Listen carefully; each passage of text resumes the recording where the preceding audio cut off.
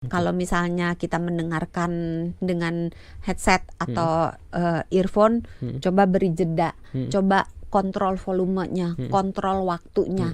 Kalau misalnya paparan suara di tempat kerja, pakai alat pelindung telinga. Kalau misalnya kita ada kebetulan tinggal di tepi jalan yang tidak henti-hentinya ada suara, misalnya tinggal di samping rel kereta gitu kan, betul. itu coba tanam pohon di depan di area yang paling banyak paparan suaranya.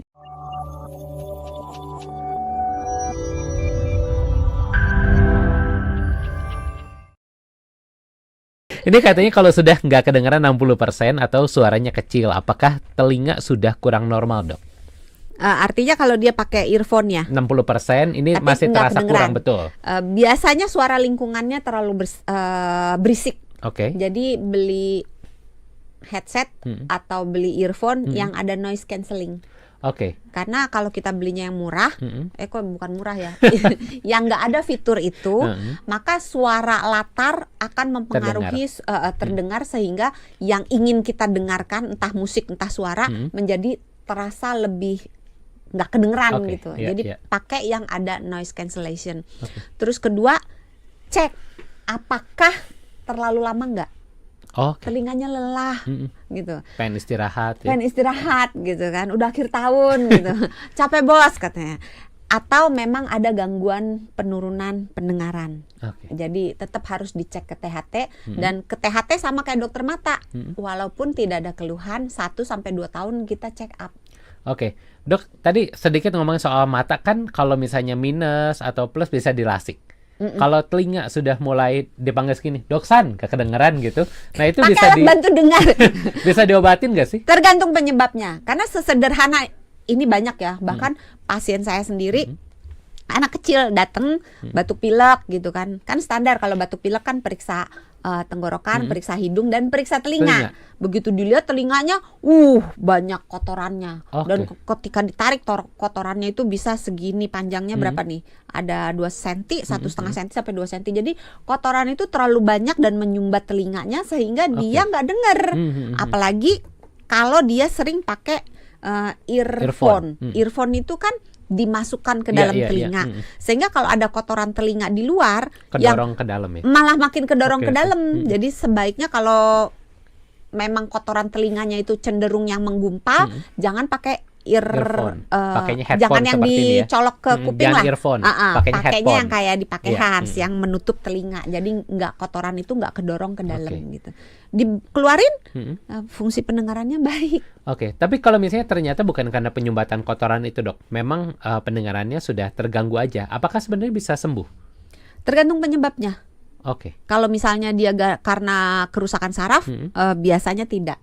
Jadi yang bisa dilakukan itu adalah mencegah supaya fungsi pendengarannya tetap di situ dan tidak bertambah turun, dan memperbaiki fungsi pendengarannya dengan alat bantu dengar.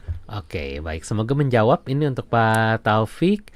Berikutnya juga ada sahabat sonora Rian. Malam, Dok, ini mau tanya, kalau pakai headset tiap di kendaraan itu lama-kelamaan ada efeknya nggak? Nah ini juga banyak nih, Dok, kalau lagi naik motor misalnya pakai headset, ataupun juga di kendaraan umum tadi ya, naik KRL gitu sering banget kita lihat ada yang pakai headset gitu sepanjang perjalanan. Iya, penggunaan headset aturan umumnya cuma bisa 60 menit. 60 menit. 60 menit pada setelan volume sebanyak 60%. Habis itu tuh istirahat antara 6 menit sampai 15 menit. Tapi kembali lagi, nggak semua orang bisa kan. Tapi kalau seandainya cuman dengerin, ini di kendaraan ya, di kendaraan. Mas Riannya di kendaraannya. Kalau misalnya di kendaraan kan bisa pakai sebelah doang. Betul. Pakailah teknik itu, pakai sebelah, terus nanti istirahat lagi, ganti ke telinga yang sebelah, nanti ganti lagi ke telinga yang sebelah, setiap 1 jam diganti gitu. Itu jangan lupa volumenya, dan setelah itu diistirahatkan telinganya. Karena nggak berarti gantian terus jadi aman bisa sepanjang hari gitu. Betul. Tetap harus diistirahatkan. Terus dia nanya bahayanya ya. Bahayanya adalah kalau terlalu lama paparan suara, apalagi keras secara terus-menerus dalam jangka waktu yang dalam jarak yang dekat. Jadi makin dekat makin bahaya ya.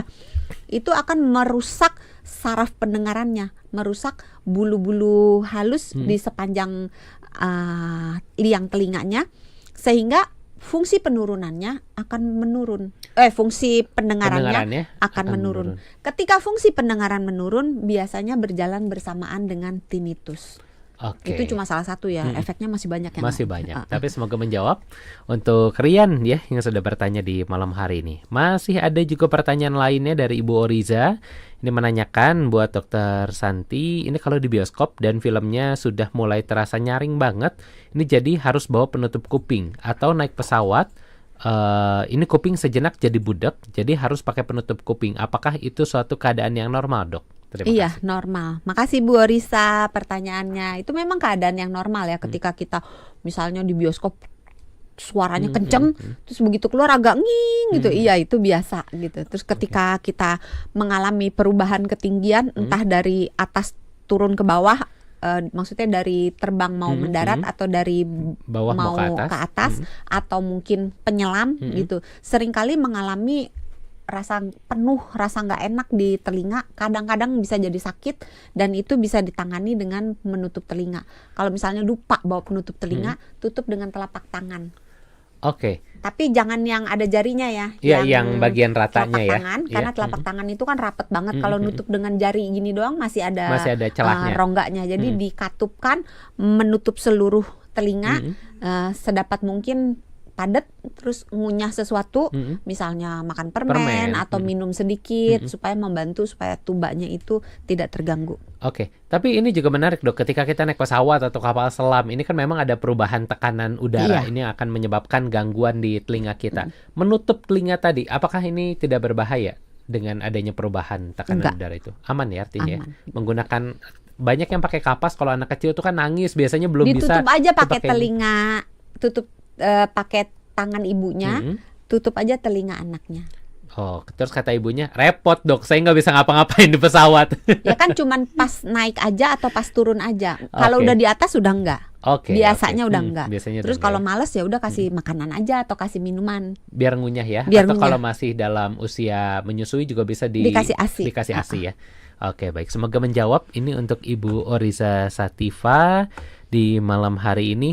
Dok, waktu kita udah tinggal sedikit. Mungkin ada highlight dari tinnitus ini, apa yang bisa disampaikan pada sahabat Sonora supaya tidak terkena tinnitus, apa yang harus mereka jaga dan juga mereka lakukan. Mengingat zaman sekarang penuh dengan suara yang tidak berhenti gitu, kita harus belajar mengendalikan suara. Kalau misalnya kita mendengarkan dengan headset atau earphone, coba beri jeda, coba kontrol volumenya, kontrol waktunya. Kalau misalnya paparan suara di tempat kerja, pakai alat pelindung telinga. Kalau misalnya kita ada kebetulan tinggal di tepi jalan yang tidak henti-hentinya ada suara, misalnya tinggal di samping rel kereta gitu kan. Betul. Itu coba tanam pohon di depan di area yang paling banyak paparan suaranya. Jadi arah suaranya itu paling banyak, tanam pohon di situ. Kalau bisa pohon yang besar lebih baik, kalau nggak bisa pohon yang merambat-merambat itu yang digantung. Kalau kadang-kadang kan kita nggak punya lahan ya. Pakai yang digantung pot itu tapi daunnya menjuntai ke bawah, itu bisa memecah suara sehingga dia bisa melembutkan suara gitu. Terus area yang paling dekat dengan tempat yang paling berisik itu dikasih sesuatu, misalnya rak baju, lemari baju, dikasih benda padat supaya lebih meredam ya. Supaya lebih meredam. Terus pintu atau jendela diberi seal supaya nggak banyak lubang karena suara masuk melalui celah gitu.